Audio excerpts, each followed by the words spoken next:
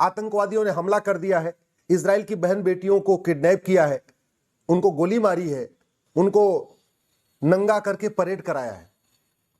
इन Israel में घुसे आतंकवादियों को देखने के बाद आपको समझ में आ गया होगा कि 500 साल पहले गोरी, गजनी, तुगलक, बाबर, हुमायूं, औरंगजेब, अकबर क्या करते थे।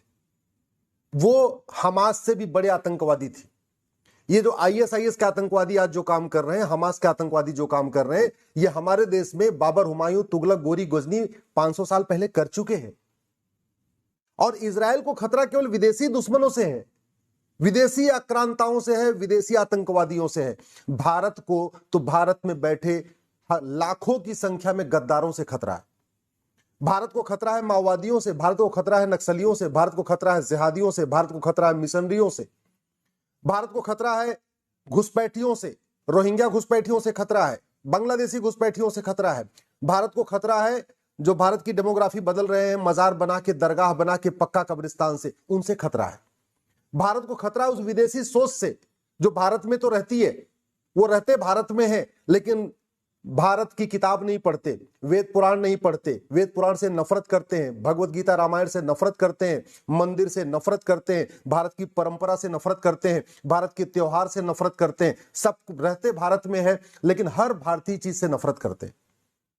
भारत को खतरा उस सोच से है जो विदेशी है, जो भारत में बैठे हुए जिहादी हैं, मजहबी उन्मादी हैं, अलगाववादी हैं, या तथाकथित वो मौलवी हैं, मौलाना है, रहते भारत में है, कपड़ा पहनते हैं अरब के स्टाइल में, बोलते हैं अरब के स्टाइल में, नमस्ते करते हैं अरब के स्टाइल में, सोचते हैं अरब के स्टाइल में, और बाकी तो छोड़ो। कहते हैं राम पूजा के लायक नहीं है, कृष्ण पूजा के लायक नहीं है, विष्णु पूजा के लायक नहीं है, शंकर पूजा के लायक नहीं है, गणेश जी पूजा के लायक नहीं है, लक्ष्मी जी पूजा के लायक नहीं।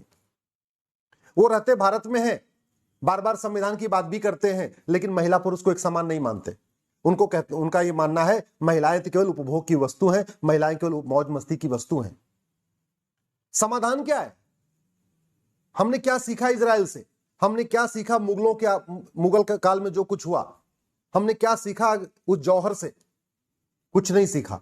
गुलामी का नाम चल रहा है, गुलामी की निशानी चल रही है, गुलामी की परंपरा चल रही है, गुलामी का रीति रिवाज चल रहा है, गुलामी का कानून चल रहा है, गुलामी की शिक्षा व्यवस्था चल रही है, गुलामी की पुलिस व्यवस्था चल रही है, गुलामी की न्यायिक व्यवस्था चल रही है। और जो खतरा आज इजराइल झेल रहा है वो खतरा हमारे सर पे भी मंडरा रहा है, और कई गुना ज्यादा मंडरा रहा है, कई गुना ज्यादा मंडरा रहा है। क्यों? क्योंकि इजराइल को तो केवल विदेशियों से खतरा है, भारत को तो भारत के अंदर के गद्दारों से खतरा है। इन गद्दारों का समाधान करना पड़ेगा। नहीं करेंगे तो आज नहीं तो कल जो फ्रांस ने झेला, जो आज इजराइल झेल रहा है, वो कल भारत झेलेगा।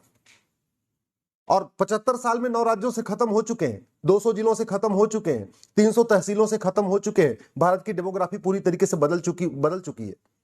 75 साल पहले विभाजन हुआ था, पत्थरबाजी शुरू हो चुकी है। 75 साल पहले विभाजन हुआ था मजहब के आधार पे, और सरतन से जुदा शुरू हो चुका है। 75 साल पहले विभाजन हुआ था, आज की डेट में वक्फ बोर्ड के पास रेल